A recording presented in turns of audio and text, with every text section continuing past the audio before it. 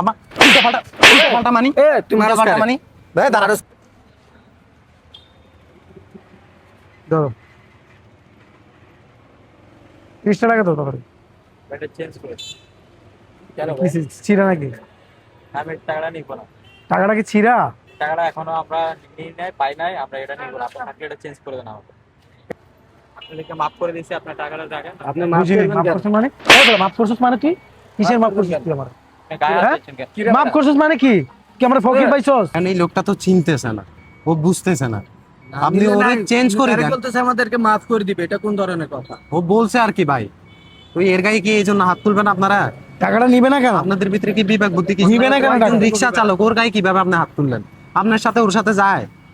তাহলে আপনি সে তো টাকাটা নিবে না কেন? অভদ্রতার পরিচয় দিলেন। অভদ্র পরিচয় দিছিস? অবশ্যই অভদ্রতার পরিচয় না ভাই। এবার আপনি মাঝখান থেকে এসে আপনি দেখতেছেন যে উল্টা আপনি পাল্টা কথা কোথায় বলছেন। যাইতেছেন? আমার উল্টা পাল্টা মানি তুমি